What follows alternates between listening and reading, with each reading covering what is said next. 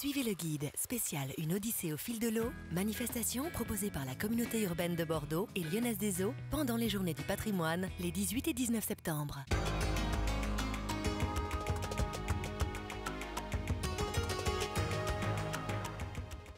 Bonjour. Alors, on va terminer notre cycle sur l'eau. Jusqu'à présent, on a surtout parlé de l'eau que l'on boit. Et bien là, on va s'intéresser à l'eau qui peut tomber du ciel, la pluie, surtout les orages qui peuvent provoquer des inondations. Et ces eaux peuvent aussi beaucoup polluer. C'est pour ça qu'on est ici. On est à Bordeaux-Nord, cours Louis Fargue. Regardez cette façade années 50. Superbe. Elle abrite Ramsès. Ramsès, c'est un télécontrôle. C'est même le cœur de dispositif, si vous voulez, contre les inondations. C'est imaginé par la Cube et exploité par la Lyonnaise des Eaux. On va aller voir ce qui se passe à l'intérieur.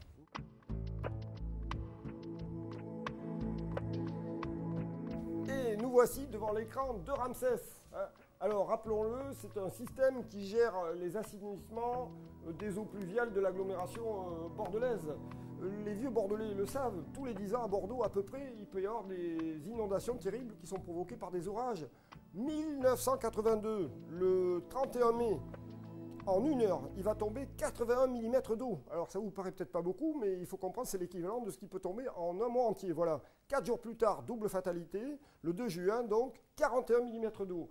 Tout le nord de Bordeaux, une bonne partie est inondée. Donc la Cube, là, ça va devenir un de ses chevals de bataille, va vraiment lancer une lutte, une politique contre les inondations. Et c'est comme ça que l'on va créer Ramsès. Et alors là, on a de la chance, puisqu'on a avec nous Pierre Bourgogne, c'est le directeur voilà, des eaux et de l'assainissement de la Cube à Bordeaux. Voilà. Alors, est-ce que vous pouvez nous donner, s'il vous plaît, un petit peu, quelques mots, comment ça se passe pour lutter contre les inondations? Qu'est-ce qu'on a fait?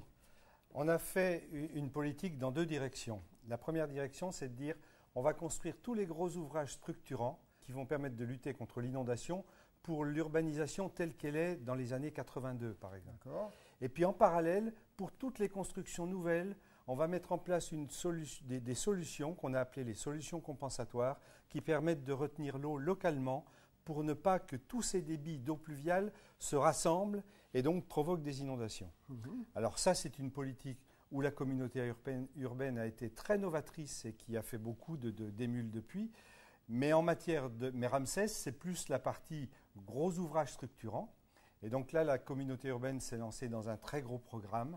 Aujourd'hui, on a 82 bassins de stockage qui représentent 2 500 000 m3 de stockage d'eau pluviale. On a une soixantaine de très grosses stations de pompage qui permettent de pomper toutes ces eaux qui arrivent quand la Garonne est haute, qui ne peuvent pas s'évacuer gravitairement. Et puis, on a tout ce dispositif de solutions compensatoires. Et l'ensemble donne aujourd'hui à la communauté urbaine un système de protection qui est pratiquement sans équivalent en France. Et oui, M. Bourgogne a tout à fait raison de le dire. Alors à Bordeaux, on parle toujours du vin, mais dans notre façon de gérer l'eau, on peut le dire, Ramsès, c'est une référence mondiale. Beaucoup de délégations étrangères viennent à Bordeaux pour voir comment on s'y est pris à Bordeaux. Et alors, vous nous parlez d'ouvrages et de bassins de rétention. On a eu la chance de voir la Grenouillère, c'est ça? Ouais. Vous pouvez nous en dire quelques mots, parce que quand même, c'était des images très impressionnantes pour nous. La Grenouillère, c'est le premier ouvrage d'une nouvelle politique de la communauté urbaine en matière de lutte contre les inondations. Pendant très longtemps, on s'est occupé à éviter l'inondation sans parler qualité des eaux. Or, on s'est aperçu depuis que ces eaux pluviales, par le lessivage de l'atmosphère, par le lessivage des chaussées, elles ont un certain taux de pollution et que ce taux de pollution, il est préjudiciable au milieu naturel. Donc, un des objectifs de la communauté urbaine, c'est d'essayer de retenir le maximum de cette pollution dans les ouvrages aujourd'hui pour pouvoir les traiter sur la station d'épuration. Là, c'est le principe du puits, la boue tombe au fond, la boue est polluée, voilà. Et l'eau, on peut la rejeter. Donc la Grenouillère, c'est tout à fait ce système-là, avec un système novateur d'effet vortex qui permet de concentrer ces boues dans le fond de l'ouvrage et de mieux les collecter. Et puis à partir de là, s'engage toute la nouvelle politique de la communauté urbaine dans ce domaine-là. C'est ce qu'on appelle aujourd'hui la gestion dynamique des réseaux d'assainissement. Alors, c'est un terme un peu abscon, mais ça veut dire simplement qu'au lieu de rejeter ces eaux, quand on a des orages sur l'agglomération, que ce soit un petit orage ou un gros orage, toutes ces eaux vont directement en Garonne.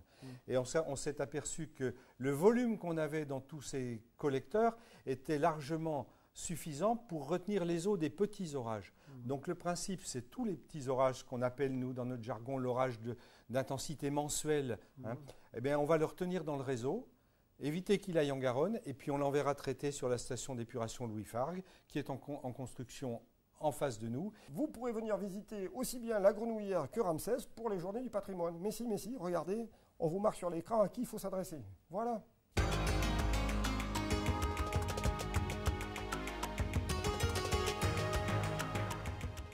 Visitez ce site en participant à une Odyssée au fil de l'eau les 18 et 19 septembre. 6 circuits de visite à partager en famille pour tout savoir sur l'eau de la Cube. Inscrivez